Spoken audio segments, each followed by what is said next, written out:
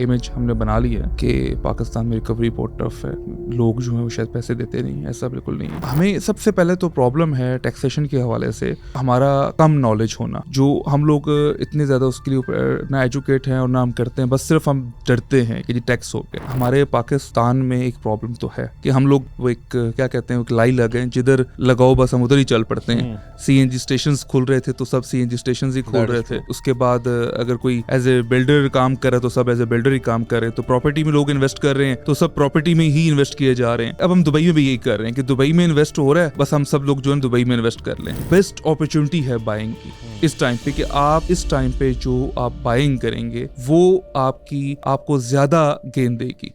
हाँ भाई, क्या है भैया, अगर मैं आपको बोलूं कि आप अगर रियल एस्टेट खरीदना चाह रहे हैं तो 1% पेमेंट प्लान, यानी 1% आपने मंथली देना है और लाखों करोड़ों की प्रॉपर्टी आपकी हो सकती है, तो आप बोलेंगे यार ये कौन सी कहानियां दे रहे हैं। पाकिस्तान में आ गया है गेम चेंजर, रेवोल्यूशन आ रहा है रियल एस्टेट में, जो कि पहली बार पाकिस्तान में आप 1% पेमेंट प्लान पे प्रॉपर्टी एक्वायर कर सकते हैं। जी हाँ, आज हमारे साथ मौजूद हैं एमजीसी के सीईओ चौधरी नुमान इफ्तिखार साहब, जिन्होंने समझाया हमें कि किस तरह आप 1% के साथ मालिक बन सकते हैं। और साथ ही साथ हमने बात की जो लोगों के कंसर्न होते हैं, खदशात होते हैं पाकिस्तान में रियल एस्टेट से रिलेटेड, या लोगों का खौफ होता है कि जी यहाँ की मार्केट डाउन है, दुबई में इन्वेस्ट करते हैं, और जो लोगों के कंसर्न रहते हैं। और बड़े ज़बरदस्त उनके प्रोजेक्ट्स आ रहे हैं, खासतौर पर इस्लामाबाद में आर्टिफिशियल बीच आ रहा है, तो ये भी एक बड़ा इंटरेस्टिंग पॉइंट था। आइए चल के नुमान साहब से बात करते हैं और देखते हैं कि वो हमें क्या बताते हैं।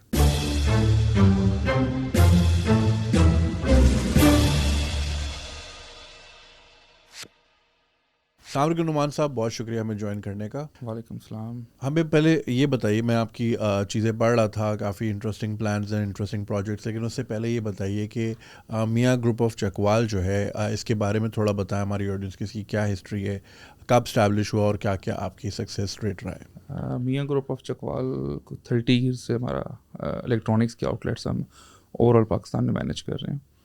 तो उसमें हमारा बेसिकली इंस्टॉलमेंट के ऊपर हमारी जो हम प्रोडक्ट्स दे रहे हैं, तमाम होम अप्लाइंसेस, इलेक्ट्रॉनिक्स, तो ये चीज़ें एक जो 0% down payment first time Pakistan में इसको हमने इंट्रोड्यूस करवाया था।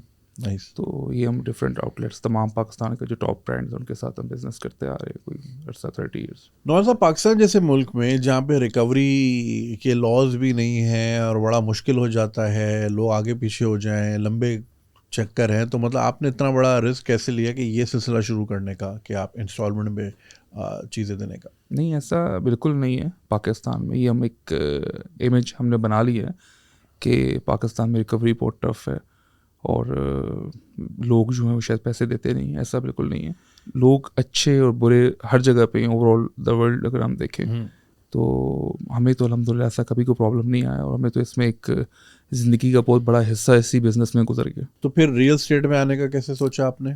रियल स्टेट में बेसिकली हमने एक आप ये कह लें कि एक प्रोडक्ट ऐड ऑन किया है, जिसमें हम लोग पहले होम अप्लाइंसेस दे इंस्टॉलमेंट्स पे, अब हम उसमें शॉप्स, अपार्टमेंट्स, ये सब चीज़ें भी इंस्टॉलमेंट पे ही सेल कर रहे हैं। तो बाकी रियल स्टेट में जो मेजर चीज़ है जो हम लोग सोचते थे उस टाइम पे भी और देखते रहे कि कोई भी आप बिज़नेस करते हैं उसमें मेन चीज़ होती है कि आपने सेविंग्स क्या की।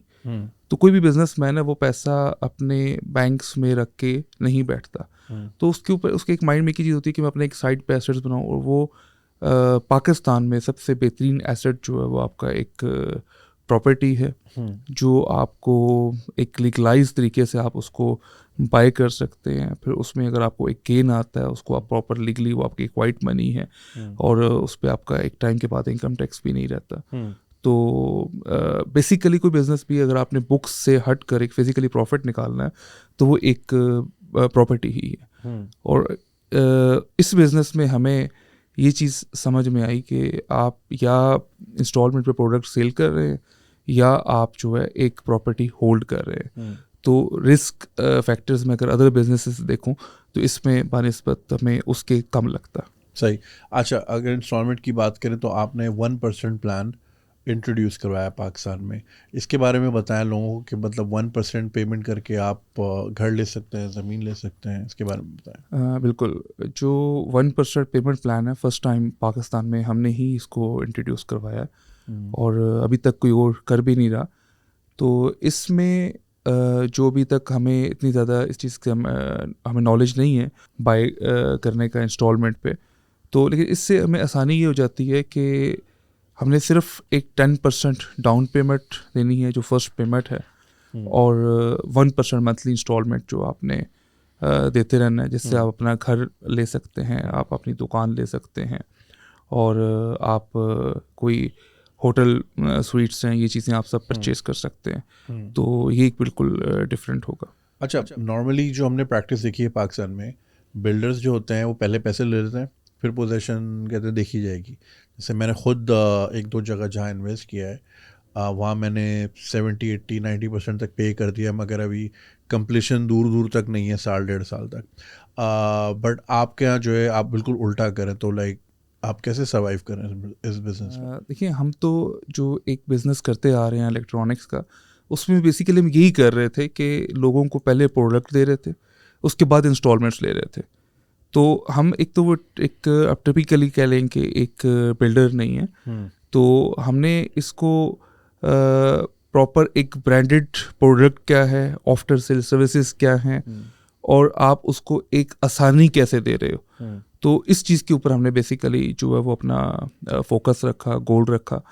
तो इससे ये होगा कि हम पहले पोजीशन दे रहे होंगे, उसके बाद हम इंस्टॉलमेंट्स ले रहे होंगे, और इसके ऊपर हम कोई इंटरेस्ट भी उस पर चार्ज नहीं कर रहे होंगे, उसको कोई इसके अगेंस्ट हमें कोई गारंटी, कोई मॉर्गेज, इस तरह की चीज़ भी नहीं देनी पड़ रही होगी।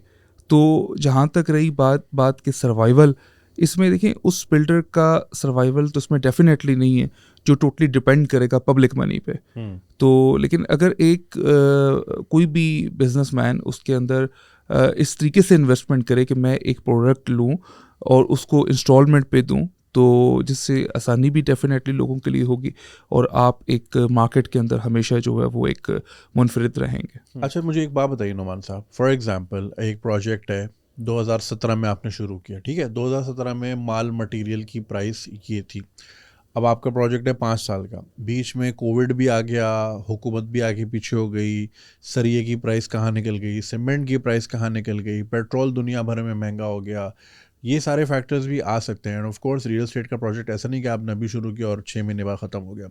तो इस किस्म के रिस्क को आप किस तरह मिटिगेट करते हैं अपने बिजनेस में? इसमें जो अगर कोई भी प्रोजेक्ट टाइमली डिलीवर्ड है ना, जो उसका आपने कमिटमेंट दी है, अगर उसके मुताबिक चीज़ें हैं, तो इसमें तो ये सब चीज़ें मैनेज्ड होती हैं। बाकी कोई भी प्रोजेक्ट अगर टाइमली डिलीवर नहीं होगा, तो उसमें तो इस तरह के कोविड आए या ना आए, ये इन्फ्लेशन के इशू हो या ना हो, तो प्रॉब्लम्स तो आएंगे। आपको ऑपरेशनल कॉस्ट इतनी ज़्यादा आ जाती है, अगर इन्फ्लेशन नहीं भी होगा तो वो मैनेजेबल नहीं रहती।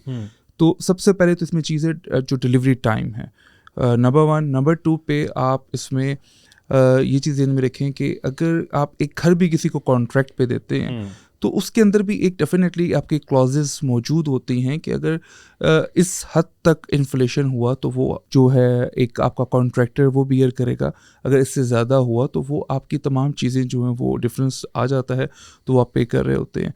तो अगर मैं समझता हूँ टाइमली डिलीवर है, तो इसके अंदर ना बिल्डर को कोई लॉस है और ना एंड यूज़र को कोई लॉस है, अगर कोई थोड़ा बहुत इसमें डिफरेंस आ भी गया तो। यानी कि आप लोग थोड़ा रूम दे के वैसे ही चलते हैं, नागानी आफात। तकरीबन जो नॉर्मली 10% तक ही इन्फ्लेशन होता है, अगर हम एक रूटीन के स्टैंडर्ड्स को देखें, तो 10% तक जो वो बिल्डर के लिए मैनेजेबल है। हाँ, अगर 10% से ज़्यादा है, लेकिन जैसे भी हम पिछले 1-2 साल से देख रहे हैं जो इन्फ्लेशन का रेट है वो बहुत ज़्यादा, तो इसमें आपका ज़्यादा है। लेकिन वो भी अगर किसी ने बाइंग टाइमली की हुई है, तो डेफिनेटली जो उसका विनर है वो वही है। अगर वो इन्फ्लेशन की मद में एस्केलेशन जो है वो कोई बिल्डर उसको चार्ज करता भी है, वो कितना उसको चार्ज चलेगा, 20%, 30%, वो 100% नहीं हो सकता, जबकि वो इन्फ्लेशन जो है वो आपका 100% से ज़्यादा है। तो विनर एट द एंड जो है वो आपका एंड यूज़र है। अच्छा, टैक्सेस के बारे में बताएं कि इस पे कितना % टैक्स अप्लाई होता है? अच्छा, टैक्सेस के हवाले से जो है वो आपने एक जो क्वेश्चन किया वो इंटरेस्टिंग है। इस टाइम की जो करंट सिचुएशन है पाकिस्तान में, तो हमें सबसे पहले तो प्रॉब्लम है टैक्सेशन के हवाले से हमारा कम नॉलेज होना।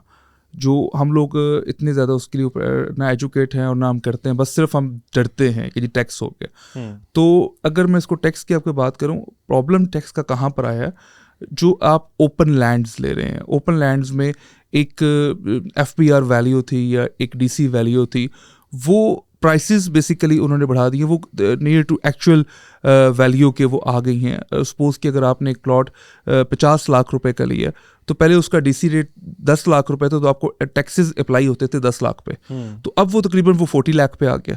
ठीक है, वो अगर 50 लाख उसकी फेयर मार्केट वैल्यू है, तो वो 40 लाख रुपीज़ के ऊपर आप टैक्स पे करें, तो हमारा माइंडसेट क्या बन गया, टैक्सेस ज़्यादा हो गए, जबकि टैक्सेस उस पर डिफरेंस आया है वो एक विद होल्डिंग टैक्स में है, और विद होल्डिंग टैक्स जो है वो एडजस्टेबल टैक्स है, ना कि एक फाइनल टैक्स है।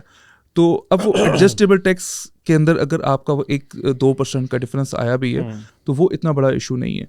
तो लेकिन इसमें जो अगर मैं एज ए बिल्डर मैं आपसे बात करूं, तो जो हम बाय करते हैं एक बुकिंग पे, अगर फॉर एग्जांपल हमने एक अपार्टमेंट बुक करवाया, तो उसमें हम सिर्फ 3% टैक्स जो है वो आपने विद होल्डिंग टैक्स देना है, इसके अलावा और कोई टैक्स नहीं है।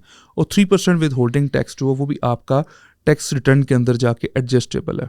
और जैसे अगर हमने भी आपको बताया 1% पेमेंट प्लान का, तो सपोज कि अगर 1 करोड़ रुपए का यूनिट है, तो उसमें आपने हमें सिर्फ 10 लाख रुपया फर्स्ट पेमेंट देनी है और 1 लाख रुपया उसकी मंथली इंस्टॉलमेंट देनी है। अब 10 लाख रुपए के ऊपर टैक्स जो वो सिर्फ 30,000 रुपीज़ जो बनेगा। और हम तो अपने क्लाइंट्स को फैसिलिटेट इस तरह से भी कर रहे होते हैं कि वो टैक्स भी क्लाइंट की बिहाफ पे हमारी कंपनी MGC पे कर रही होती है, जो उसकी फर्स्ट पेमेंट का टैक्स होता है, और वो टैक्स रिटर्न में एडजस्ट जो हमारा क्लाइंट कर रहा होता है। तो टैक्स इशू देखा जाए तो वो नहीं है, स्पेशली बुकिंग वाले प्रोडक्ट्स में, क्योंकि आपने टैक्स भी इंस्टॉलमेंट में पे करना है। ठीक है, तो इतना फील नहीं होता, तो वो फील नहीं होता, वो इतना बड़ा टैक्स है भी नहीं है। अगर मैं इसमें इंटरनेशनल की मार्केट की बात करूं, जैसे अभी दुबई है, तो वहाँ पे हम कहते हैं जी एक टैक्स फ्री कंट्री चीज़ है। अब देखा जाए तो वहाँ डेवलपमेंट लैंड जो है आपका DLD, उनके जो चार्जेस है वो 4% लमसम आपने 1 गो में पे करने हैं। तो वो आपने लमसम जो अमाउंट आप पे कर रहे हैं, तो वो उसको टैक्स नेम नहीं दे रहे, लेकिन इससे ज़्यादा पे कर रहे हैं, लेकिन वो आपको फील नहीं हो रहा। यहाँ तो अपने हिसाब से कुछ भी पे नहीं करना। वहाँ पे इनडायरेक्ट टैक्सेस और बड़ा हिडन चार्जेस जिसको हम कहते हैं, बिल्कुल, हम उसमें वहाँ पे हिडन चार्जेस हैं। और फिर यहाँ पे अगर मैं कंपैरिजन करूँ ओवरऑल आपके कराची से भी, इस्लामाबाद से और दुबई से, तो वहाँ पे हम लोग जो मैनेजमेंट चार्जेस हैं अब वो हमें एनुअली पे करने पड़ते हैं। अब वो वहाँ पे जाके हम यूनिट तो बाय कर लेते हैं, लेकिन जब हम उसको ऑपरेशनल करने की तरफ आते हैं, फिर पता चलता है कि हमारी प्रॉपर्टी भी अपनी है, लेकिन इसके अब साल हम उसमें रह रहे हैं या नहीं रह रहे, हमने साल के उसमें एडवांस जो है वो चार्जेस पे करने हैं, जबकि यहाँ पे मैनेजमेंट चार्जेस है वो भी हम इंस्टॉलमेंट में दे रहे होते हैं। इसी तरीके से बुकिंग टाइम पे हमने जो एक वो DLD 4% है वो भी हमने जो है वो इकट्ठा पे करना है। तो ये डिफरेंसेस है जो हमें एक ना नॉलेज होने की वजह से हम लोगों ने एक मिसकॉन्सेप्शन माइंड में क्रिएट किया हुआ, यहाँ पे टैक्सेस ज़्यादा हो गए, लेकिन ऐसा जो एक्चुअल है वो ऐसा नहीं है। अच्छा, आपने अभी दुबई की बात की, अमूमी तौर पे अभी आजकल में रुझान ये देखा जा रहा है, मार्केट में ये बात है कि जी पाकिस्तान में रियल एस्टेट की मार्केट थोड़ी डाउन चल रही है, इसलिए ज़्यादातर लोग दुबई में इन्वेस्ट कर रहे हैं। तो आप एज अ रियल एस्टेट इसको किस तरह देखते हैं? नहीं, ये बात बिल्कुल मैं आपके से एग्री करूँगा कि हमारे पाकिस्तान में एक प्रॉब्लम तो है कि हम लोग वो एक क्या कहते हैं, एक लाई लगे, जिधर लगाओ बस हम उधर ही चल पड़ते हैं। CNG स्टेशंस खुल रहे थे तो सब CNG स्टेशंस ही खोल रहे थे। उसके बाद अगर कोई एज ए बिल्डर काम कर रहा है तो सब एज ए बिल्डर ही काम कर रहे हैं। तो प्रॉपर्टी में लोग इन्वेस्ट कर रहे हैं तो सब प्रॉपर्टी में ही इन्वेस्ट किए जा रहे हैं। तो एक्चुअली ये है कि अब हम दुबई में भी यही कर रहे हैं कि दुबई में इन्वेस्ट हो रहा है और बस हम सब लोग जो है दुबई में इन्वेस्ट कर लें। लेकिन वहाँ पे थोड़ा सा डिफरेंट ये है कि हम लोग जाके वहाँ की इन्फॉर्मेशन ज़रूर लेते हैं, लेकिन जब हम कंपैरिजन करते हैं हमें समझ में फिर भी पाकिस्तानी आता है, चाहे हम टैक्सेस को देख लें, चाहे हम ओवरऑल टोटल उसकी इन्वेस्टमेंट देख लें, और मेन चीज़ कि आपका वीज़ा देख लें। अभी तो वहाँ पे हम देख रहे होते हैं जी ठीक है हमें एक गोल्डन वीज़ा मिल गया या हम एक वहाँ के परमानेंट वीज़ा अप्लाई कर लेंगे, लेकिन यहाँ तो हम प्रॉपरली जो है वो रह रहे हैं और यहाँ के हम शहरी हैं, तो हमें यहाँ की इस तरह की प्रॉब्लम्स नहीं हैं। और जिस तरह की डिटेल हमारे पास एक एक इंच की कैलकुलेशन अपने पाकिस्तान की है कि कहाँ पे लैंड अप्रिशिएट करेगी, कहाँ पे प्रॉब्लम्स आएंगे, कहाँ पे कोई डिस्प्यूटेड लैंड है, तो ये चीज़ें शायद हमें वहाँ पे हमें नहीं पता होती। दुबई से पाकिस्तान की जो प्रॉपर्टी का हमने एक माइंड सेट कर लिया है कि ये डाउन जा रही है, तो इसमें मैं भी आपसे एक क्वेश्चन करना चाहूँगा कि क्या दुबई है या ओवरऑल दुनिया में कहीं भी है जहाँ पे एक मार्केट में पीक टाइम है प्रॉपर्टी पे, तो क्या वो डाउन नहीं होगी? या अगर हम हिस्ट्री उठाएं तो उसमें वो वहाँ पे डाउन नहीं होती आई। तो वहाँ पे भी डेफिनेटली ये प्रॉब्लम्स आएंगे जब भी कहीं पे आपका ओन चलेगा मार्केट में किसी भी प्रोडक्ट पे, चाहे वो रियल एस्टेट है, चाहे वो आपका कोई और प्रोडक्ट है। तो ओन जहाँ भी चलेगा कहीं ना कहीं जाके वो डिमांड सप्लाई की गेम है, तो जहाँ पे डिमांड बढ़ेगी तो डेफिनेटली उसकी मार्केट टूटेगी। तो अब हम पाकिस्तान का कहें वर्ल्ड डाउन गलत होगा, वर्ल्ड इसके लिए होगा एक बेस्ट अपॉर्चुनिटी है बाइंग की इस टाइम पे, कि आप इस टाइम पे जो आप बाइंग करेंगे वो आपको ज़्यादा गेन देगी। और हमेशा गेन अच्छा लेने के लिए आप रियल एस्टेट को देख लें, कहीं भी देख लें, डिपेंड करता है आपने बाइंग के अंदर आपने कितना अर्न किया। अगर आपकी बाइंग अच्छी है तो आपका गेन डेफिनेटली ज़्यादा होगा। लेकिन अगर आप पीक टाइम पे बाइंग करेंगे, जब मार्केट हम कहेंगे डाउन नहीं जी, मार्केट तो बहुत जो है वो अच्छी जा रही है, चाहे वो किसी भी जगह पे है, तो आप वहाँ पे बाइंग करेंगे तो आपके गेन के चांस डेफिनेटली कम होंगे, या एक आर्टिफिशियल आपको एप्रिसिएशन मिलेगी जो कहीं ना कहीं जाके टूटेगी, वो नेचुरल नहीं होगी। सही। अच्छा नुमान साहब, ये बताइए कि आपके पास सारे अभी ऑन गोइंग वही प्रोजेक्ट्स हैं जिसमें आप बुक कर सकते हैं and then you wait for the product, या फिर ये कि रेडी टू मूव भी अवेलेबल है? नहीं, ऐसा बिल्कुल नहीं है। हमारे पास जो है वो प्रोजेक्ट्स वो भी हैं जो हमारे नियर टू कंप्लीशन है, जो 2 से 3 महीनों के अंदर हम डिलीवर करने जा रहे हैं। क्या नाम और है? डिवाइन हमारा प्रोजेक्ट है, एक हमारा MGC 5 प्रोजेक्ट है, हमारा एक MGC जूल प्रोजेक्ट, एक मेगा प्रोजेक्ट है, वो हमारा अंडर कंस्ट्रक्शन है। और इसके अलावा हम लोग 2 प्रोजेक्ट्स इसी मंथ में और दे रहे हैं, एक हमारा बैरियर टाउन में और एक हम DHA 2 में। तो जो आप प्रोजेक्ट इस तरह के लेना चाहें जो रेडी टू मूव, ये सब इस्लामाबाद में? जी इस्लामाबाद में। सही। तो रेडी टू मूव जो हमारा प्रोजेक्ट है वो आपका आप उसमें कोई ब्रांड कमिटेड जो एरिया वो भी हमारे पास है, चाहे उसको आप शेयरिंग स्पेस में बाय करें। सपोज़ कि अगर एक आप मिनिमम कोई इन्वेस्टमेंट हमसे 10 लाख रुपए की करना चाहता है, तो वो 10 लाख रुपए की इन्वेस्टमेंट भी कर रहा होगा, और को मैक्सिमम जाके 10 करोड़ 15 करोड़ मैक्सिमम की तो हर कोई लिमिट नहीं है, वो जितनी भी इन्वेस्टमेंट करना चाह रहा होगा तो वो प्रोडक्ट्स भी हमारे पास होंगे। और एक हमारे इस्लामाबाद में एक बहुत ज़्यादा ट्रेंड है शेयरिंग स्पेस का, तो इसमें सिर्फ एक चीज़ देखने वाली है कि ये बहुत अच्छा ट्रेंड है, बजाय कि आप जाके एक सोसाइटी की फाइल लें और आपको कोई पता ना हो कि उसके पास लैंड कितनी है, NOC कब मिलेगा, आपको प्लॉट कहाँ मिलेगा नहीं मिलेगा, तो आप उससे शेयरिंग स्पेस पे ले लें। लेकिन इसमें सिर्फ और सिर्फ एक जो है वो क्लाइंट्स को देखने वाली चीज़ है कि वो जो भी प्रोजेक्ट है क्या वो कंप्लीट प्रोजेक्ट ही शेयरिंग स्पेस पे तो नहीं है, क्या उसका पोजेशन कभी नहीं मिलना, वो एक जो डेवलपर है वो हमेशा उसको अपने पास रखेगा, तो उसके अंदर उसके मिसयूज़ के चांस हो सकते हैं कि कल वो उसको एज ए बैंक मॉर्गेज में ले जाए, किसी और को सेल कर दे, या ओवर सेलिंग की भी हो। लेकिन अगर एक प्रोजेक्ट्स जो आपको कंप्लीट एक अथॉरिटी से ट्रांसफ़र के राइट्स के साथ बेचा जा रहा है, उसके अंदर ऐसा रिस्क नहीं होता। तो हमारा जो बेसिकली बिजनेस मॉडल है, हम प्रॉपरली उसको ट्रांसफ़र के राइट्स के साथ दे रहे हैं। जो भी उसकी मुतलका अथॉरिटी होगी उससे वो उसके नाम पे वो प्रॉपर्टी ट्रांसफ़र होगी और वो उसका ऑनर होगा, और जो रेंट उससे आएगा वो डायरेक्टली उस ब्रांड से हम उसके ही डायरेक्टली अकाउंट में जा रहा होगा। तो जो कमिटमेंट्स होंगी रेंट की वो हम लोग उसको MGC की खुद हमारी अपनी कमिटमेंट्स होती हैं कि ये आपका यहाँ पे ब्रांड रहेगा और आपको वो रेंट जो है मिलता रहेगा।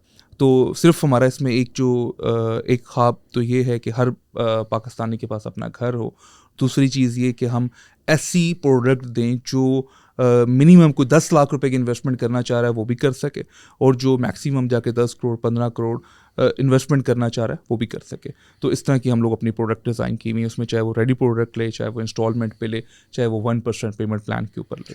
So if I am getting this correct, sharing model का मतलब है फॉर एग्जांपल अगर आपके उसमें लेट्स से 4000 स्क्वायर फीट की एक शॉप है और मैं उसमें 1000 स्क्वायर फीट मैं लेता हूँ, और फिर इस तरह 1000 वाले 3 और हैं, और जो भी उस पर ब्रांड आता है वो जो भी उस पर रेंट देता है उन चारों में एरिया वाइज डिवाइड होता है। ऐसे ही कह रहे हैं आप? जी बिल्कुल ऐसे ही। उसमें मतलब यही होगा, अगर वो 4 लोग हैं डेफिनेटली उसके चारों ऑनर हैं, तो वो चारों ऑनर हैं, लेकिन उसके अंदर कोई डिस्प्यूट नहीं हो सकता, ठीक है, कि वो आपस में कोई इशू होगा। वो एज ए बिल्डर ये चीज़ हम मैनेज कर रहे होते हैं, और उसमें शेयरिंग की परसेंटेज है, ना कि आपका कि आपका ये फ्रंट है या बैक है, इसमें कौन सा हिस्सा आपका है। आपका बेसिकली यूनिट है और आप उसमें इतने % के ऑनर हैं, सेकंड जो इतने % के ऑनर हैं, थर्ड इतने % के ऑनर हैं।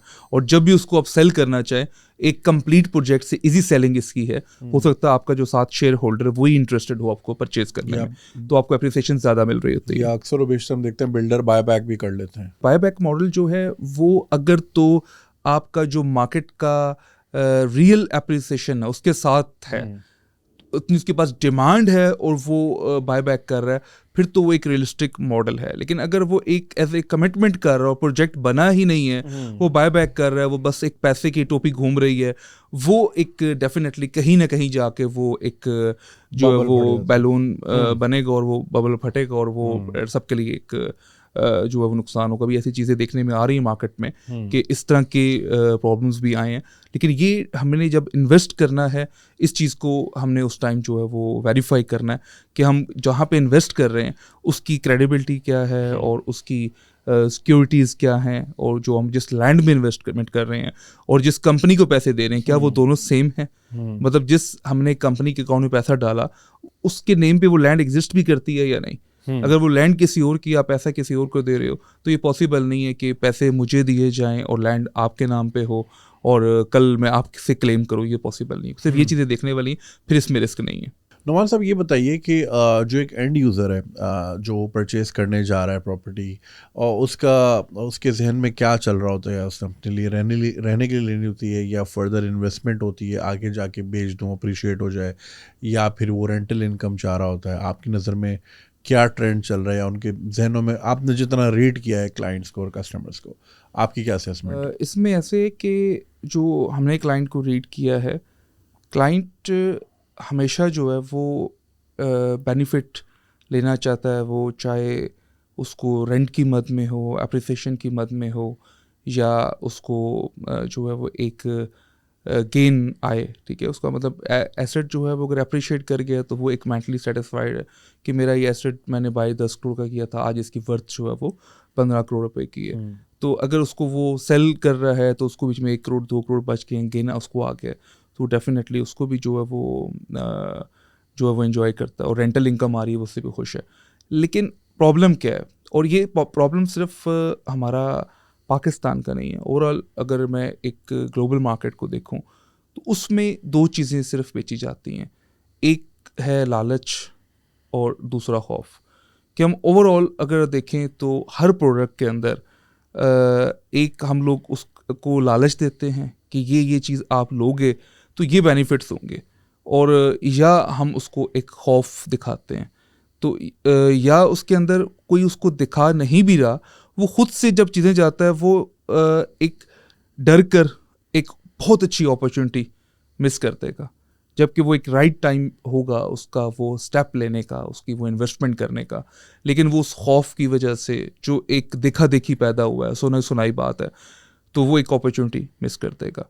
और लालच की हम बात करें तो लालच में वो अगर इंटरनेशनल मार्केट में भी जाएगा, जैसे अभी हम थोड़ी देर पहले डिस्कस कर रहे थे एक दुबई की मार्केट का, जी वहाँ लोग जाके इन्वेस्टमेंट कर रहे हैं। बेसिकली क्या है कि वो एक लालच है कि हम लोग देख रहे हैं कि ये यहाँ पे मुझे ये अप्रिसिएशन मिलेगी, मुझे ये रेंटल इनकम होगी और मैं जाके इन्वेस्टमेंट कर दूँ, और जब वहाँ पे कोई प्रॉब्लम आ जाएगा फिर हम उनको देख के जो एक खौफ में चले जाएंगे कि अब यहाँ तो हमने इन्वेस्ट नहीं करना। लेकिन इसको इन्वेस्टमेंट करते हुए बल्कि हमने अपने टीम को इस चीज़ के लिए हमने प्रॉपर एक एजुकेट किया, और उसके ऊपर प्रॉपरली हमने कुछ वीडियोस की कि हम जो है वो लोगों को इस चीज़ के ऊपर एजुकेट करें कि जब आप रियल एस्टेट में इन्वेस्टमेंट करते हैं, सबसे पहली तो डेफिनेटली आपकी एक नीड होनी चाहिए।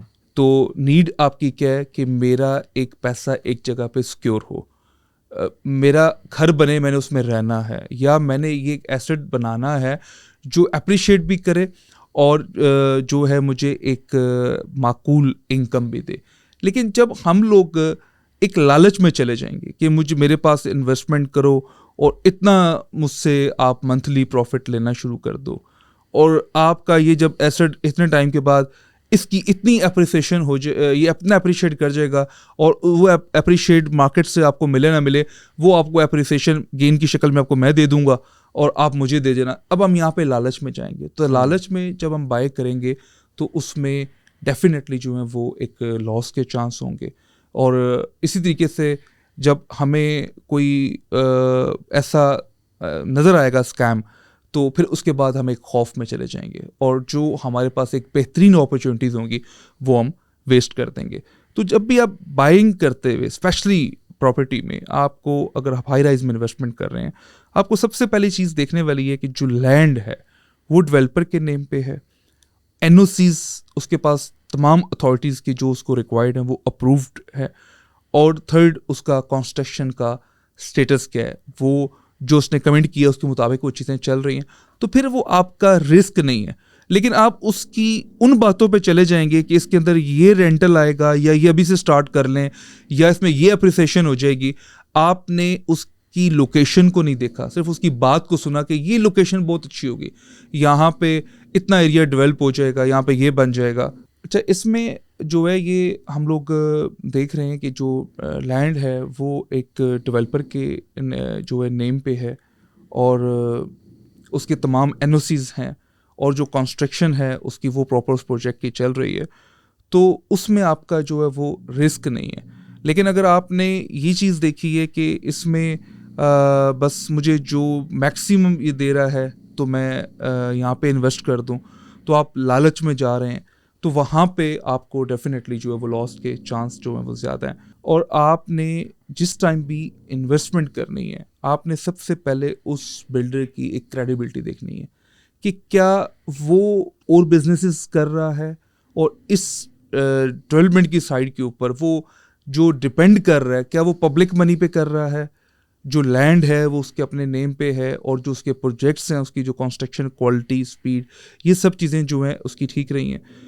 ये सब चीज़ें अगर आप देख रहे हैं, उसमें सबसे जो इम्पोर्टेंट चीज़ है वो है लोकेशन। और लोकेशन हर हम लोग देखते हैं कि एक 3D में हमें दिखा दिया जाता है, कोई एक बड़ा सा सेलिब्रिटी लेके हमें दिखा दी जाती है लोकेशन ये ऐसी होगी, लेकिन वहाँ पे जब ऑन ग्राउंड जाके देखते हैं तो कुछ नहीं होता। तो अब क्वेश्चन ये है कि वो अपना प्रोजेक्ट बिल्ड करेगा या वो पूरा वो टाउन या वो पूरा एरिया बिल्ड कर लेगा। तो अगर वो अपना प्रोजेक्ट टाइमली बना भी जाता है तो वो इस चीज़ की क्या गारंटी है कि सब लोग जो हैं वो उतने टाइम के अंदर सारी चीज़ें डेवलप कर पाएँ। जब वो सारे लोग डेवलपमेंट नहीं कर पाएंगे तो डेफिनेटली वो जो अप्रिसिएशन आपको दिखाई जा रही है वो अप्रिसिएशन एक आर्टिफिशियल है, वो कभी भी वहाँ पे रियल में नहीं हो सकती। लेकिन अगर आप एक डेवलप एरिया में प्रोजेक्ट कर रहे हैं तो आपको 1000% इस चीज़ की गारंटी होनी चाहिए कि अगर वो एरिया पहले से डेवलप्ड है और आप उसमें एक यूनिक चीज़ लेकर आ रहे हैं, ठीक है, उसमें डेफिनेटली एक डिमांड होगी और उसमें जो आपको एक अप्रिसिएशन मिलेगी वो आपको एक इस तरह की मिलेगी कि जो आपको किसी की बातों में जाने की ज़रूरत नहीं है, वो आपको खुद उस टाइम पे भी शायद इतना अंदाज़ा नहीं होगा कि मेरा ये एसेट कितना अप्रिशिएट करके। तो मकसद ये है कि हमने जब भी बाइंग करनी, हमने लालच में तो बिल्कुल नहीं जाना और खौफ में भी नहीं जाना। जो करंट सिनेरियो है कि ये टैक्सेस हैं, ये मार्केट डाउन है, मार्केट डाउन नहीं है, बेसिकली बेस्ट टाइम है, ये एक अपॉर्चुनिटी है जिसको हमने अवेल करना है और हमने इन्वेस्ट करना है। और इवन स्टॉक मार्केट भी जब डाउन होती है वो बाइंग टाइम होता है, उसी टाइम आपने लेना होता है, क्योंकि फिर उसने आप ही जब भी आप किसी चीज़ के अंदर गेन के लिए इन्वेस्टमेंट कर रहे होते हैं तो वो कभी भी पीक टाइम के ऊपर बाइंग नहीं की जाती। पीक टाइम के ऊपर बाइंग करने का मतलब कि ज़्यादा चांसेस जो हैं आपके वो जो है गेन कम करने के हैं। अगर लॉस में ना भी कहूँ तो वो गेन कम होगा। और जो टैक्सेशन का खौफ रहता है लोगों को, साथ के साथ टैक्सेशन का खौफ देखें, वो तो हमने खुद से अपने ऊपर तारीख कर ली है कि हम एजुकेट हो नहीं रहे कि मैंने ये एसेट लेना है, इसको डिक्लेयर कैसे करना है, मुझे वाइट करना है तो इसको मैं क्या करूँगा।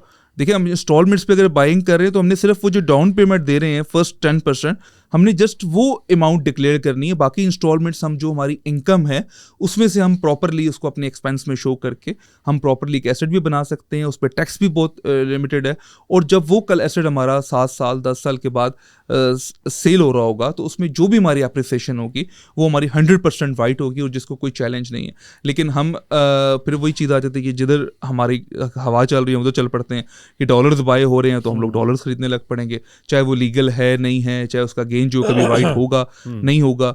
और हमें गोल्ड की तरफ किया तो हम गोल्ड की तरफ लग गए। लेकिन जो आपका सबसे एक्स्ट्रा पैसे का जो एक बेहतरीन यूज़ है वो आपका प्रॉपर्टी है, और वो प्रॉपर्टी जो हमारे करंट जो इन्वायरमेंट है उसके अंदर जो हम लोग एक मॉडर्न हाई राइज के ऊपर आ चुके हैं, अब मॉल्स का एक ट्रेंड आ चुका है, अपार्टमेंट्स का एक कल्चर आ चुका है, हम उसमें इन्वेस्टमेंट करें जिसका कल डिमांड ज़्यादा होगी, चाहे वो रेंटल है चाहे वो आप परचेजिंग है, तो इस चीज़ की डिमांड है, ना कि हम ओपन लैंड्स लें जिसके बाई लॉज हर साल चेंज हो रहे हैं। आपको पता चलता है कि आपने प्लॉट एक लिया, उसका 50 फुट फ्रंट, अब तो उसके सेटबैक्स जो हैं वो 25-25 फुट उसके उस एरिया के आ चुके हैं और प्लॉट आपका वैसे ही ज़ीरो हो जाता है। आपको स्पेशल अप्रूवल लेके 10-10 फुट सेटबैक लेके भी आएंगे तो आप उसकी वायलेशन करेंगे और फिर आप पूरी ज़िंदगी ब्लैकमेल होते रहेंगे कि मुझे पहली बात में बस अप्रूवल नहीं है, और अप्रूवल जो मुझे मिला है वो उसके मुताबिक जो है वो है नहीं है, तो आपको हाई रेज में इस तरह के रिस्क्स जो हैं वो आपको नहीं होंगे आपकी इन्वेस्टमेंट के ऊपर। अच्छा हम अच्छा नुमान साहब ये बताइए कि हम देखते हैं कि ज़ाहिर रियल्टर्स होते हैं, ब्रोकर्स होते हैं, मार्केट में आते हैं, अपना नाम कमाते हैं, मगर एक पॉइंट के बाद अक्सर व बेशतर चीज़ें प्लस माइनस हो जाती है, नाम ख़राब हो जाते हैं। वो क्या वजूहात होती हैं कि ब्रोकर्स और रियल्टर्स जो हैं क्वालिटी मेंटेन नहीं कर पाते या मार्केट में नेगेटिविटी आ जाती है उनको लेके? अच्छा, इसमें जुनेद भाई ऐसे है कि ये हम सिर्फ रियल्टर की बात नहीं करेंगे, हम देखें ओवरऑल डेवलपर, बिल्डर, रियल्टर, ये प्रॉब्लम सबके साथ आता है। और ये प्रॉब्लम कब आता है? जब भी हम लोग एक बहुत ज़्यादा के लालच में चले जाते हैं एक क्लाइंट से। कुछ जो रियल्टर्स हैं, जैसे भी आपने एक बात स्टार्ट रियल्टर से किया, तो डिफरेंट सोसाइटीज़ की जो हैं वो फाइल्स बेच रहे होंगे, डिफरेंट बिल्डर्स के जो हैं वो अपार्टमेंट्स बेच रहे होंगे, तो वो क्या करते हैं कि अपने ज़्यादा कमीशन के चक्कर में, अपने ज़्यादा इंसेंटिव्स के चक्कर में जाके वो एक बार्गेन करते हैं और वो क्लाइंट्स को वहाँ पे फंसा देते हैं जहाँ पे वो एक चीज़ डिलीवर नहीं होनी। ठीक है, अब वो वक्ते हाल तो ये समझते हैं कि हमने वो 1% के बजाय हमने 10% अर्न कर लिया, लेकिन वो मल्टीप्लाई 10 वक्ते हाल होता है, लेकिन वो आगे के लिए उस मार्केट के अंदर जो है वो उसका नेम डैमेज हो जाता है। और इसी तरीके से जो बिल्डर्स हैं वो सम टाइम प्राइस ऐसी दे देंगे, कुछ बिल्डर्स के जो प्राइस मैनेजेबल नहीं, उसको कॉस्ट भी नहीं करती होगी, तो वो अपनी इसमें कि हम ये जाके मार्केट ग्रैब कर लेंगे और वो अपना नेम ख़राब कर लेंगे। इसी तरीके से हमारे साथ जो इन्वेस्टर्स होते हैं वो सम टाइम जो है वो देखते हैं कि मार्केट के अंदर ये चीज़ सस्ती मिल रही है, उसको उठा लो, या ऐसी चीज़ के एक वो के शिकार में रहते हैं कि यार ये चीज़ मुझे यहाँ से सस्ती मिल जाए, तो वो इस चीज़ के अंदर जो अपना नेम ख़राब कर लेंगे। तो ये चीज़ हम पहले भी जैसे डिस्कस कर चुके हैं कि फिर वो चीज़ आती है कि लालच में हमें सिर्फ एंड यूज़र ने नहीं, बेसिकली खा वो बिल्डर है, खा वो डेवलपर है, खा वो ब्रोकर है, खा वो इन्वेस्टर है, लालच में न जाएं आप। सबसे पहले अगर लालच करनी है तो वो अपने नाम की करें, और नाम एक ऐसी चीज़ है, जैसे एक हम पंजाबी का एक मुहावरा हमारे पंजाब में यूज़ होता है, शायद आपके कराची में वो आपको समझ में आए या ना आए, कि अगर सेहत चली जाए ना, मैं इसको उर्दू में थोड़ा सा आपको बताऊं, तो इंसान जो समझे आधा चला गया, तो अगर उसकी व्यवहार चला गया, मतलब उसकी क्रेडिबिलिटी ख़त्म हो गई है, तो समझे वो सारा ख़त्म हो गया। तो बेसिकली व्यवहार एक ऐसी चीज़ है कि मतलब सेहत गया तो बंदा आधा गया और व्यवहार गया तो बंदा पूरा गया। तो मतलब ये एक जो क्रेडिबिलिटी है ना, ये हमें मेंटेन करनी है। तो इसमें फिर कोई छोटा बड़ा नहीं है, इसमें आपने सबसे पहले, कोई बिजनेस छोटा नहीं है, कोई बड़ा नहीं है, कोई इंसान छोटा नहीं है, बड़ा नहीं है। मेन चीज़ है कि आपकी कमिटमेंट, आपकी नीयत और आपकी जो विजन है वो बड़ा क्लियर होना चाहिए। आप अपने थोड़े के चक्कर में अगले का जो ज़्यादा वो तबाह कर दें तो ये ज़्यादती होगी। नौमान साहब, अच्छा ये भी बताइए कि पाकिस्तान में हम देखते हैं अक्सर रातों रात लॉज चेंज हो जाते हैं, रातों रात जी नई पॉलिसी आती है, CDA की पॉलिसी, KDA की, सिंध बिल्डिंग कंट्रोल अथॉरिटी, अब ये नहीं ऐसा है, अब ये हाइट नहीं हो सकती, अब इतने फ्लोर नहीं हो सकते। तो इस तरह की उसमें किस तरह आप नेविगेट करते हैं इस तरह के इश्यूज़ में? मैं एज ए बिल्डर बात करूँगा और एज ए पाकिस्तानी पाकिस्तानी होने के नाते एक बात करूँगा, ऐसा नहीं है कि रातों रात जो है वो बाई लॉज चेंज हो गए हैं। हम बाई लॉज जब भी चेंज होते हैं वो डेफिनेटली हमें पता होते हैं, और हम लोग उसकी बेसिकली खुद वायलेशन कर रहे होते हैं, कि जैसे कि फ्लोर्स कम हो गए। अब कुछ बिल्डर्स ऐसे भी हैं जो काम कर रहे हैं कि एक अभी आपका अप्रूव्ड ही नहीं है, आपकी हाइट, आपके फ्लोर, और आप उसको मार्केट कर रहे हो। अब आप क्लाइंट को ये एक बात में अंडरस्टैंडिंग दे रहे हैं कि मुझे इस हाइट की अप्रूवल नहीं मिली, तो ये गलत है। बेसिकली अगर आपकी सपोज के अभी जो हमारा जूल प्रोजेक्ट है इसकी 300 फीट हाइट है, हम इसको मार्केट 300 हाइट कर रहे हैं, और ये RDA से हमारे ट्विन सिटी का फर्स्ट NOC है जो RDA से हमें मिला है 300 हाइट का। अब मैं इसको मार्केट कर रहा हूँ, मुझे पता है इसकी हाइट ये अप्रूव्ड है। अब इसमें कल भले बायलॉज चेंज हो जाए, वो 400 हाइट के आ जाए, वो 200 पे आ जाए, लेकिन मेरे अप्रूव मैप के नहीं होंगे। लेकिन अब उसको मैं सिर्फ प्लॉट को जब परचेज किया, उसमें देखा इसके बायलॉज में 300 हाइट आ रही है, उसको मार्केट करना शुरू कर दिया, और जब सबमिशन देने गया तो उस टाइम बायलॉज चेंज हो गए, और फिर इसको कहना देखिए जी पहले ये थे और अब ये थे। टेक्निकली उसको हम एज ए लीगल वे देखें तो जब तक हमारा मैप अप्रूव नहीं है उसको हम मार्केट जो है वो नहीं कर सकते। तो अगर हम मार्केट कर रहे हैं तो फिर ऐसा कुछ नहीं होता कि बायलॉज चेंज हों। तो अगर इस तरह से तो हो तो हम होम अप्लायंसेस का काम भी कर रहे हैं, उसमें GST है, तो आप रेस्टोरेंट्स पे जाते हैं, आप GST पे करते हैं, जब चेंज होते हैं तो आपको पता चलते हैं। लेकिन ये कैसे पॉसिबल हो सकता है कि आप खाने का ऑर्डर कर रहे हैं और आप कहें कि उस टाइम जो GST वो 5% था, जब बिल बनकर आया अब आपका जो वो 10% हो गया। तो सेम इस तरह के हमारे हाई राइज में 3-4 साल का टाइम जरूर है, लेकिन परचेजिंग टाइम के ऊपर जो भी हमें वो क्लैरिटी जो है वो देनी चाहिए, वो चेंज नहीं हो सकती। सही।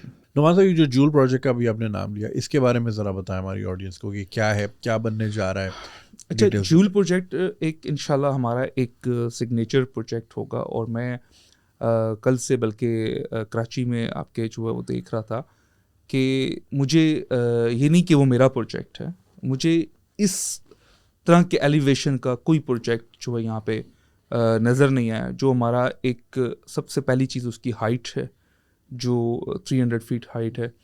सेकंड, जो हम उसमें अमेनिटीज़ दे रहे हैं, मतलब उसको आप एक फील करें कि अगर आप एक उसमें अपने घर में रह रहे हैं, और वो जो 32 अमेनिटीज़ हम दे रहे हैं, और वो अमेनिटीज़ जो सब वहाँ प्रैक्टिकल हैं, जो हो सकती हैं, जो सिर्फ आपके 3Ds की हद तक या आपके एक मार्केटिंग मटेरियल की हद तक नहीं है, वो सब जो वो प्रैक्टिकल हों, वो अमेनिटीज़ वहाँ पे हों, और आप वहाँ पे जब रह रहे हों तो आपका एक बिल्कुल ही जो एक लिविंग स्टैंडर्ड है वो चेंज होगा, और आप जितना उसमें एक अच्छा फील कर रहे होंगे। नॉर्मली आप चाहे वो 10 कनाल के घर में जाके रहें और आपको पता चले कि मेरी जिम जो है वो यहाँ से कोई 10 मिनट की ड्राइव पे है, मुझे अगर हॉस्पिटल के लिए जाना है तो वो मेरे पास यहाँ पे कोई 30 मिनट की ड्राइव पे है। तो जब आपको ये सब चीज़ें एक जगह पर मिल रही हों, और सबसे बड़ी चीज़ जो सिक्योरिटी है वो भी आपको सबसे ज़्यादा मिले, तो मेरे ख़िलाफ़ उस प्रोजेक्ट में आपको बहुत रहते हुए जो है वो एक अच्छा फील होगा।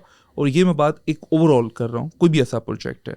लेकिन अगर मैं जूल की बात करूँ, जूल में हमने एक जो फील दी है, सबसे पहले उसमें एक आर्टिफिशियल बीच जो हम दे रहे हैं वो जो पहले किसी प्रोजेक्ट में नहीं है, तो और वो बीच के जो प्रैक्टिकल हो। हमेशा मेरा लहरें आएंगी उसमें, जी वेव्स बिल्कुल उसमें होंगी, और एक आर्टिफिशियल बीच, उसमें जो आपकी आर्टिफिशियल सैंड जो है वो उसमें सारी, और वो सब चीज़ें जो आपको एक वो पूरा फील जो है वो एक, जिस तरह वो वीडियोस में देखते हैं चाइना में अपार्टमेंट के नीचे एक बीच बनी हुई है और लोग वहीं पे।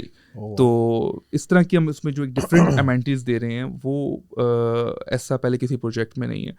और बाकी उस प्रोजेक्ट के अंदर जो हमारी पार्किंग है, सबसे पहले जो हमारा मेजर इशू होता है वो कंप्लीट नहीं होती।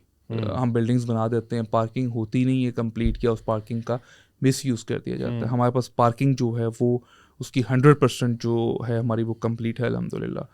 और बाकी उस प्रोजेक्ट में जो है हमारे जो फीचर्स हैं उसमें स्मार्ट कार पार्किंग के, और इसके अलावा जो आपके मॉस्क है, और बाकी इसमें हमारे जो जितनी आपकी ये बच्चों की गेमिंग्स हैं या बड़ों की हैं, तमाम गेम्स, उसमें जो मेन चीज़ हमारे पूल्स, ये सब चीज़ें उसमें बहुत डिफरेंट तरीके से जो है वो आपको देखने में मिलेंगी। मतलब वो प्रोजेक्ट में अगर आपको पाकिस्तान के अंदर उसका कोई एक सिंगल प्रोजेक्ट पे ऐसा एक कंपैरिजन के लिए देना चाहूँ तो मैं अभी फ़िल वक्त आपको नहीं दे सकता कि जो ऑन ग्राउंड मौजूद हो और यहाँ पे जो है ऐसा कोई प्रोजेक्ट हो। हाँ, अलबत्ता 3Ds के अंदर बहुत से प्रोजेक्ट्स होते हैं। तो हमारे प्रोजेक्ट्स में एक ख़ास बात हमेशा है, जो हमारे प्रोजेक्ट्स डिलीवर हो गए हैं उनमें भी, और जो हमारे नेक्स्ट अपकमिंग प्रोजेक्ट्स हैं उसमें भी, कि वो हम 3Ds दे रहे हैं, वो आर्किटेक्चर दे रहे हैं कि जो प्रैक्टिकल है। मतलब जो पाकिस्तान में हमारी एक्सपर्टीज़ हैं और पाकिस्तान में जिस टाइप का मटेरियल है, ये सब चीज़ें हमारी प्रैक्टिकल हो सकती हों, हम इस तरह की चीज़ें दे रहे हैं। और ये मैं अपने क्लाइंट्स को भी हमेशा एक चीज़ ये कह रहा होता हूँ कि आप अगर एक किसी को अपना घर भी देंगे एक कॉन्ट्रैक्ट पे, तो वो एक बीच में ऐसी टाइल आपको दिखा देता है या कोई आपके किचन में ऐसी एसेसरी दिखा देता है कि ये लगाऊंगा मैं 3D में, तो आपको फ़ौरन एक माइंड में क्वेश्चन आएगा कि ये पाकिस्तान में मिलेगा कहाँ से? अगर ये अवेलेबल ही नहीं है तो ये 3D की हद तक है, ये प्रैक्टिकल कैसे होगा? तो ये हम कैसे भूल जाते हैं हाई राइज के अंदर करते हुए कि हम जो 3D देख रहे हैं, जो उसमें चीज़ें यूज़ की गई हैं, आया कि वो यहाँ प्रैक्टिकल भी हो सकेंगी या नहीं। अगर वो प्रैक्टिकल हो नहीं सकती तो फिर हम गलत इन्वेस्ट कर रहे हैं। लेकिन अगर वो सब चीज़ें प्रैक्टिकली भी हैं और फिर वो चीज़ यूनिक भी है और एक डिफरेंट फील भी देगी, तो उस प्रोजेक्ट का फिर डेफिनेटली जो है वो आपका कल ये सारी चीज़ें आपको एक जो लिविंग स्टैंडर्ड है, एप्रिसिएशन है, आपकी रेंटल इनकम है, ये सब चीज़ें आपको तमाम आपके जो फियर्स हैं इसमें ख़त्म हो जाते हैं। अच्छा, और ये ज्यूल प्रोजेक्ट बन कहाँ रहा है? ये हमारा बैरिया टाउन में है। इसके सामने बिल्कुल डिफेंस विलाज हैं। DHA और बैरिया का ही जो एक जॉइंट रोड है, उसके ऊपर है मेन हमारा, और RDA अप्रूव्ड है और रिंग रोड के बिल्कुल जो है ये करीब है। अगर आप इसको ये कहें कि यहाँ पे आके कोई इस्लामाबाद में रहता है इस प्रोजेक्ट में हमारे, तो आप ये एयरपोर्ट की भी करीब है। अगर उसने लाहौर को जाना है रिंग रोड से मोटरवे को, वो भी वहाँ से करीब है। और अगर उसका कैपिटल में जो है कहीं पे भी कोई काम है तो वहाँ से भी करीब। बिल्कुल आप समझ लें कि एक फ्यूचर की एक सेंटर लोकेशन, और कंप्लीट आज की डेट में तमाम जो है वो एरिया डेवलप्ड एरिया है। और इसी प्रोजेक्ट के अंदर हमें एक इंटरनेशनल ब्रांड है 4 star hotel best western plus, वो भी हम लोगों ने इसमें फ्रेंचाइज जो है वो परचेज़ की है। ना कि सिर्फ एक MOU साइन है, ये एक फॉर्मेलिटी के लिए प्रॉपरली इसमें जो है वो एक हमने जो है ब्रांड साइन किया है। और फिर कुछ और इंटरनेशनल ब्रांड्स हैं जो हम ऑलरेडी डिवाइन के अंदर भी अभी लेकर आए हैं, कल फ्यूचर में हम इसमें भी लेकर आ रहे होंगे। एक टर्किश ब्रांड है रेस्टोरेंट का, तस्कीम कबाब, और फिर एक दुबई का ब्रांड है शगफ हमारा कॉफ़ी शॉप, और एक जापानीज़ ब्रांड है जापानीज़ फूड। तो इस तरह की चीज़ें हम लोग जो है उसमें लेकर आ रहे हैं कि वो डिफरेंट टोटली जो है वो फील आए, और हम लोग वो सब चीज़ें जो है वो हर बंदे की अप्रोच में कर सकें। और क्या इसमें भी 1% प्लान है? अच्छा, 1% पेमेंट प्लान, जैसे मैंने पहले भी आपको बताया कि पाकिस्तान में फ़र्स्ट टाइम हमने स्टार्ट किया, और इसी तरह से हमने इलेक्ट्रॉनिक्स बिजनेस के अंदर हमने जो 0% डाउन पेमेंट ना, उसमें एक कंपेन करते थे कि बगैर एडवांस के आप कुछ भी चीज़ ले लें, जस्ट फर्स्ट इंस्टॉलमेंट दें और ले जाएं। तो अभी आपने एक बात की थी प्रैक्टिकल कैसे होगा, तो उसमें भी ये चीज़ें उस टाइम कहा जाती थी कैसे प्रैक्टिकल होगा। लेकिन अल्हम्दुलिल्लाह आज हम ओवरऑल पाकिस्तान के अंदर तमाम चीज़ें जो हैं वो बगैर एडवांस आज तक देते आ रहे हैं, और तमाम जो बड़े ब्रांड्स हैं इलेक्ट्रॉनिक्स के, उन ब्रांड्स के साथ हम लोग काम करते आ रहे हैं, ना कि उसके अंदर कोई ऐसी आपकी लोकल प्रोडक्ट हो जिसको कोई जानता ना हो। तो इसी तरीके से जो 1% पेमेंट प्लान है, इसको अल्हम्दुलिल्लाह हमने स्टार्ट किया है एज ए ऑफर, स्टार्ट नहीं किया। हम इसको अपने तमाम प्रोजेक्ट्स में, इवन के जो हम प्रोजेक्ट अभी 3 महीने के बाद जिसकी डिलीवरी दे रहे हैं, उसके अंदर भी कोई हमसे आ जाके पेमेंट प्लान लेता है तो वो हमें पेमेंट शायद 2-3 साल में दे रहा होगा और डिलीवरी वो भी ले रहा होगा। ठीक है, तो ये हम ओवरऑल तमाम प्रोजेक्ट्स के ऊपर दे रहे होंगे। और ये जूल की टाइमलाइन क्या है? जूल की टाइम लाइन हमारी 3.5 ईयर है, और 3.5 साल के अंदर हम डिलीवर कर रहे होंगे इंशाल्लाह। टोटल इसका 4 ईयर्स टाइम था, 6 मंथ इसके जो है वो गुजर चुके हैं, अभी 3.5 साल में इंशाल्लाह हम डिलीवर कर रहे होंगे। और इसके अंदर जो पेमेंट प्लान है वो हम 80 मंथ्स का भी दे रहे हैं और 90 मंथ्स का भी दे रहे हैं। मतलब आपने 90 मंथ्स 1% देते रहना है। अगर आप 1 करोड़ का यूनिट बाय करते हैं, 10 लाख रुपया आपने डाउन पेमेंट और 1 लाख रुपए इंस्टॉलमेंट देनी है। और अगर आपका जो 10 करोड़ का यूनिट है उसकी इंस्टॉलमेंट आपने सिर्फ 10 लाख रुपए देनी है, वही 90 मंथ्स तक आप जो है वो देते रहेंगे। तो वो जो टैक्सेशन वाला आपने एक बात की थी वो भी इसके साथ में आपको फिर क्लियर कर दो कि आपने सिर्फ एक टैक्स हम 30,000 दे रहे होंगे, बाकी तो इंस्टॉलमेंट्स में टैक्स है। जहाँ पे 1 लाख रुपए की इंस्टॉलमेंट है वहाँ पे वो आपकी 1,03,000 पे इंस्टॉलमेंट हो जाएगी, और वो 3,000 भी आपका टैक्स एडजस्टेबल होगा। अच्छा नुमान साहब, अभी आपने होटल का जिक्र किया, बेस्ट वेस्टर्न का जिक्र किया, क्या आप उसकी फ्रेंचाइज ले रहे हैं? आप हॉस्पिटैलिटी की डिमांड किस तरह देख रहे हैं पाकिस्तान में? और फिर जाहिर है हॉस्पिटैलिटी और टूरिज़म साथ साथ लेंगे, तो आप इसको किस तरह देख रहे हैं? अच्छा, हॉस्पिटैलिटी के ऊपर मैं आपको थोड़ा सी ये बताऊं कि एक तो हमने अभी एक होटल ब्रांड जो है वो लिया है। डेफिनेटली हॉस्पिटैलिटी की यहाँ पे इस टाइम एक डिमांड है। हम एक अच्छे ब्रांड्स को और रीज़नेबल प्राइसेस को लेकर आने के लिए डेफिनेटली कंपटीशन बिल्ड होगा, प्राइसेस भी रीज़नेबल होंगी। और हम एक हमारा एक और प्रोजेक्ट है अभी, उसके अंदर भी हम एक इंटरनेशनल ब्रांड ही जो है वो हम लेकर आए हैं। वो भी अनाउंस मैं यहाँ पे नहीं कर पाऊँगा, हम नेक्स्ट मंथ उसको उनको अनाउंस कर रहे होंगे। और सेकंड, आपने जो टूरिज़म की बात की हॉस्पिटैलिटी के साथ, डेफिनेटली टूरिज़म का जो एक बहुत बड़ा कनेक्शन है, और उसके ऊपर भी हम लोग जो फ्यूचर में काम कर रहे हैं। हमारा बेसिकली जो सिटी है, बेसिकली मैं चकवाल के रहने वाला हूँ, हमारा बिज़नेस का स्टार्ट चकवाल से। इवन कि हमारा जो मियाँ ग्रुप ऑफ चकवाल में हमेशा जो एक चकवाल का नेम साथ लिखा जाता है, उससे हमें इस तरह की एक हमारी एक मोहब्बत आप कह लें, एक अटैचमेंट कह लें। तो हमारा जो चकवाल सिटी भी है ना, वहाँ पे भी ऐसे टूरिज़्म के बहुत ज़्यादा स्पॉट्स जो है वो मौजूद हैं, जो आज तक अभी इस तरह से हम उसको एक्सप्लोर जो है वो हम पाकिस्तानी नहीं कर सके, हम ओवरसीज़ जो है वो क्या कर रहे होंगे। तो हम उसके लिए भी इंशाल्लाह फ्यूचर की एक वर्किंग कर रहे हैं कि वहाँ पे भी हम ऐसे होटल ब्रांड्स लेकर आएँ, और वहाँ पे जो हमारे ऐसे जो एरियाज़ हैं जो अभी तक इतने ज़्यादा जो है वो जो है फेमस नहीं हैं, उनको हम ज़्यादा जो है वो आगे लेके चलें। तो ओवरऑल हॉस्पिटैलिटी के ऊपर और टूरिज़्म के ऊपर हम काम तो जो करना चाह रहे हैं इंशाल्लाह, वो तो साथ साथ है। लेकिन इसमें साथ साथ जो हम दूसरी बात अभी एक कर रहे थे 1% के ऊपर पेमेंट प्लान, उसमें हमें जो हमने मेन काम किया है वो इस नियत से किया है कि दो चीज़ें, स्पेशली घर जो पाकिस्तान के अंदर तकरीबन कोई भी तक 14 मिलियन घरों की डिमांड जो है वो मौजूद है, और हमारे पास घर जो है वो नहीं है, और हम ज़्यादा लोग जो हैं वो अभी तक रेंटल के ऊपर जो वो रहने को तरजीह दे रहे हैं। तो हमने वो 1% पेमेंट प्लान बेसिकली इस तरह से किया है कि वो लोग रेंट जो है बचाएं, और वो रेंट की जगह अपनी एक मिनिमम इंस्टॉलमेंट के साथ जो है वो जो एक बड़ा एसेट जो है बनाएं। और वो लोग जो रेंट पे डिपेंड नहीं थे लेकिन एक एक्स्ट्रा मनी से अपना एसेट बाय कर सकते थे, अब वो क्या करते हैं बेसिकली कि अगर 1 करोड़ रुपए की सेविंग हुई है तो 1 करोड़ रुपए इन्वेस्टमेंट कर देनी। अब जो उसकी अप्रिसिएशन आएगी या रेंट आएगा वो उस 1 करोड़ रुपए पे आएगा। हमारा उसमें कॉन्सेप्ट ये है कि वो आप 1 करोड़ पे 10 करोड़ रुपए का एसेट बनाएं, कि आप 1 करोड़ रुपए आपने जो सेव किया वो एज ए डाउन पेमेंट आपका जाए, और आप उसकी जगह 10 लाख रुपए इंस्टॉलमेंट दे रहे हो, वो 10 करोड़ का एसेट जो होगा वो जो आपको अप्रिसिएशन देगा वो 10 करोड़ की देगा। तो आपका एक बड़ा एसेट भी बनेगा। तो इसमें इसी तरीके से जो बिजनेसमैन हैं जो शॉप्स रेंट्स पे लेके चल रहे हैं 17 से, तो वो अब कन्वर्ट हों अपने यूनिट्स में। और इसके अलावा जो हमारा इस्लामाबाद का भी, कराची की बात करो तो यहाँ पे एक मॉल कल्चर पहले से था, लेकिन इस्लामाबाद के मॉल कल्चर अब जो है वो आया।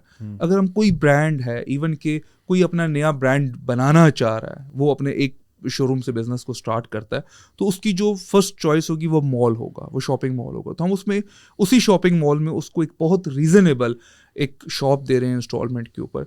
तो ये चीज़ें जो हैं साथ लेके चलें। अब इसी के साथ जब हम एक उसमें होटल ब्रांड भी लेकर आ रहे होंगे, उसमें डेफिनेटली जो हमारे जो ओवरसीज़ गेस्ट हैं वो भी उसमें आके स्टे करेंगे, हमारे नेशनल लेवल पे डिफरेंट सिटीज़ के से लोग भी जो हैं वो स्टे करेंगे, तो वो तमाम भी उनको बेनिफिट्स जो हैं वो दे रहे होंगे। तो ये चीज़ें हम इस तरह से लेके चल रहे हैं।